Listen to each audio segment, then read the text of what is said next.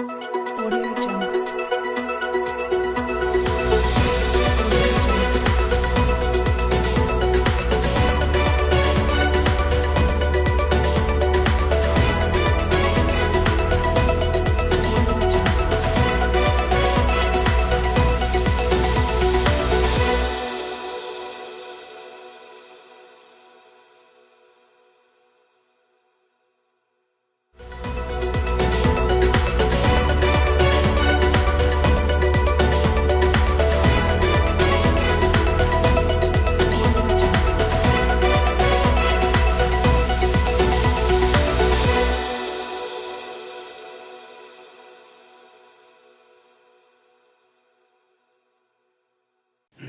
Selamat sore Pak, maaf sudah mengganggu waktunya. Apa boleh kami mewawancarai Bapak tentang pemuda zaman sekarang? Di sini kami akan memberi beberapa pertanyaan, kita langsung mulai saja ya Pak. Ya.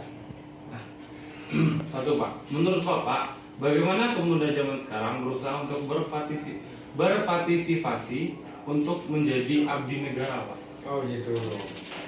Jadi gini nih, kalau zaman sekarang ini kan, zamannya sekarang kan sudah canggih nih, ya kan? Zaman sudah canggih, bukan seperti zaman-zaman yang sudah. Sekarang sudah masuk ke era 4.0, bahkan sudah mau masuk lagi ke 5.0, gitu kan? Nah, jadi kalau untuk partisipasi pemuda untuk menjadi abdi negara, khususnya untuk jadi abdi negara, ya kalau saya pribadi itu harus mempersiapkan dirinya dulu dari awal sedini mungkin. Nah, dengan cara apa? Satu, pendidikannya harus bagus, dari faktor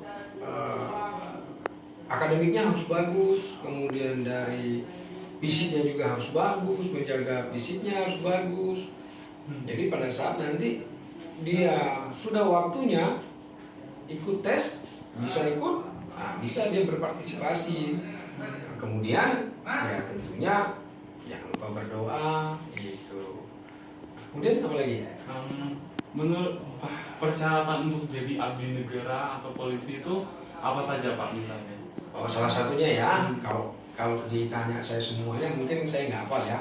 Tapi mungkin kalau salah satunya ya pertama tadi yang saya bilang, dari nilai akademiknya itu harus memenuhi dulu, harus memenuhi standar nilai akademiknya. Kemudian yang kedua dari faktor tinggi badannya. Ya, karena kita ada standarnya. Standar tinggi badan itu ada kalau untuk di abdi negara. Minimal itu berapa Pak? Kalau untuk Polki yang sekarang itu 165 cm. Itu untuk yang cowoknya, tapi kalau untuk yang perempuannya itu 160 sampai dengan 163. Kemudian tentunya selanjutnya kesehatannya harus bagus. Iya kan?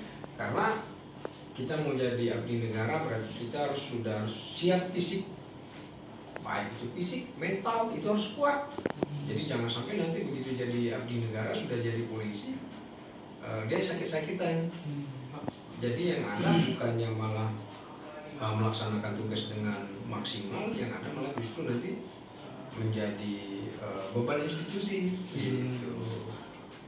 Ya, terus lanjutnya?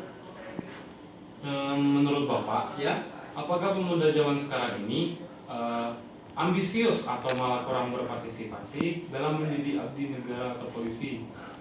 Maksudnya gitu ini Pak. Pemuda zaman sekarang ini minatnya. minatnya kelihatan nggak Pak Ya. untuk menjadi polisi? Jadi yang saya bilang tadi, sekarang ini kan karena zaman sudah berubah. Kalau dulu mungkin minat dari pemuda-pemuda itu kan agak kurang ya, karena posisi satu mungkin kurangnya pengetahuan tentang kepolisian itu seperti apa, menjadi abdi negara itu seperti apa, tugasnya apa sih? Ya. Tapi kalau sekarang kan zaman sudah canggih, makanya pemuda-pemuda sekarang ini sudah banyak sering lihat browsing lihat itu apa pekerjaan. Makanya jadi sekarang ini justru malah menambah motivasi. Jadi minatnya sekarang ya alhamdulillah, khusus untuk di Bangka Belitung ini saja, yang awalnya tahun 2004 dulunya itu peminatnya paling hanya 100-200 orang. Tapi kalau sekarang tahun 2022 ini terakhir kemarin itu aja sudah yang daftarnya hampir 7.000-an peminatnya. Berarti kan sudah berapa persen perbandingannya itu udah meningkatnya sudah lebih dari 100%, udah berapa ratus persen kan gitu. Berarti dari situ saja kita lihat bahwa animo daya minat dari pemuda-pemuda sekarang ini ya meningkat, tentunya meningkat.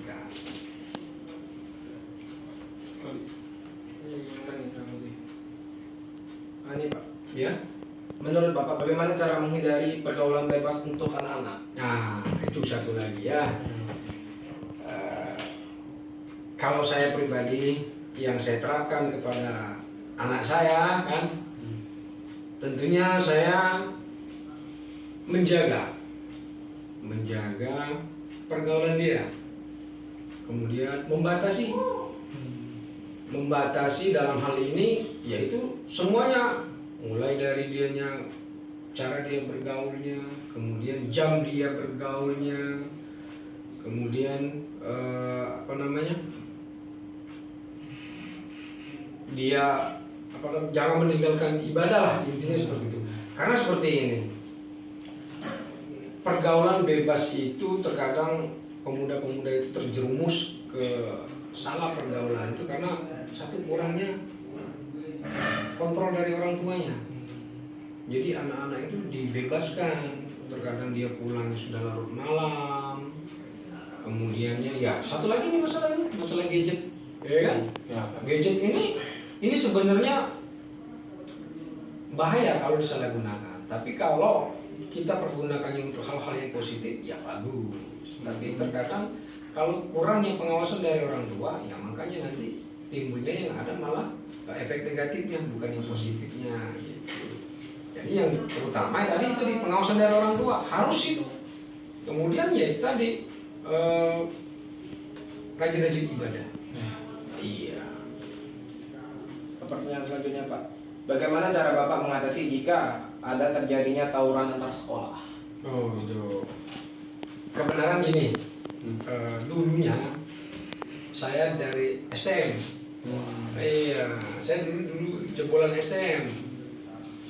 Jadi kalau masalah tawuran-tawuran itu ya memang dulunya sudah saya pernah lakukan. Kalau menurut saya, kalau untuk antisipasi yaitu tadi pengawasan dari guru itu penting. Pengawasan dari guru itu penting, terlebih di jam-jam sekolah.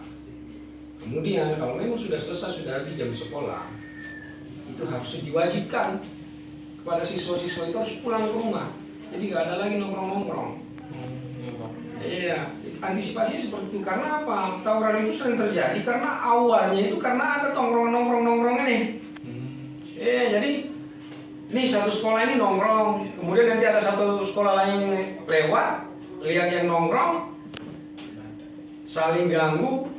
Terkadang masalah itu masalah-masalah yang sepele.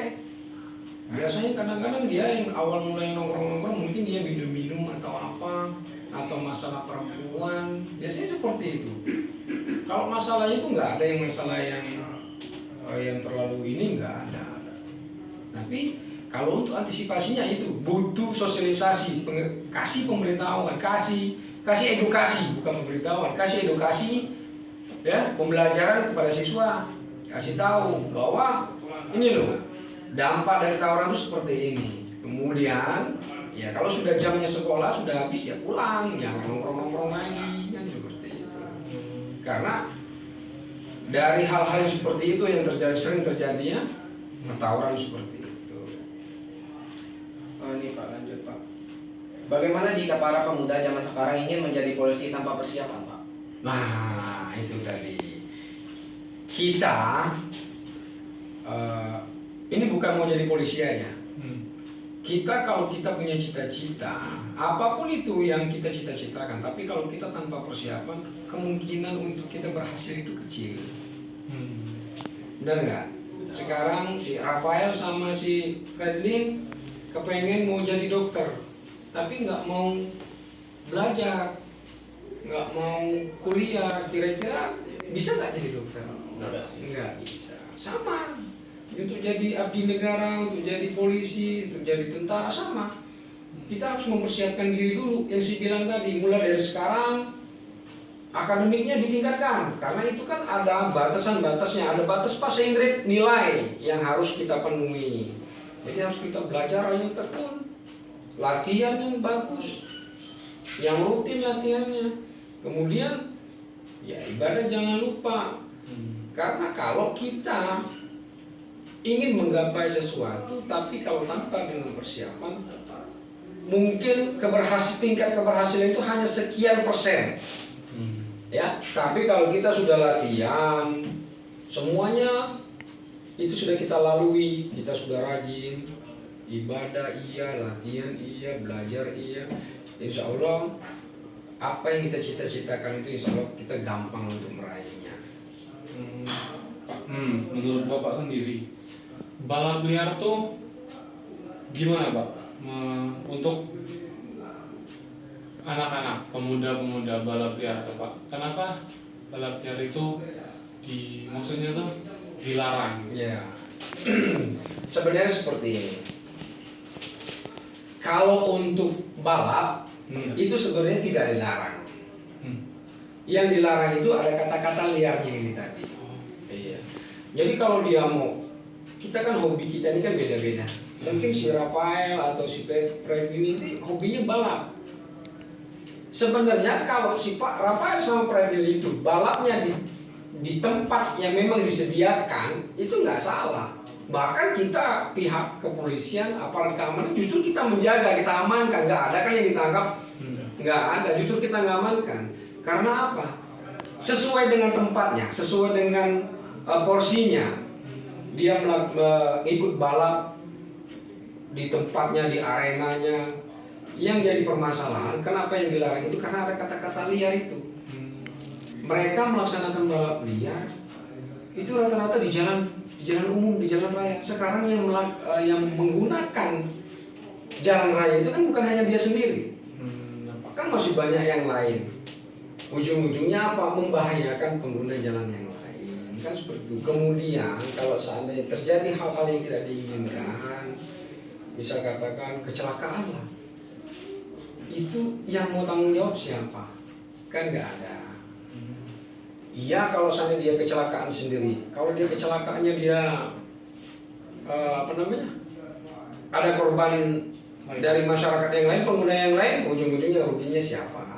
Tapi kalau seandainya balapnya itu dilakukan sesuai dengan arena kan, sesuai dengan aturan-aturan yang ada, kalaupun terjadi hal-hal seperti itu kan sudah ditanggung semua sama panitianya. Oke Pak, nampaknya wawancara kami sampai di sini saja Pak. Ya.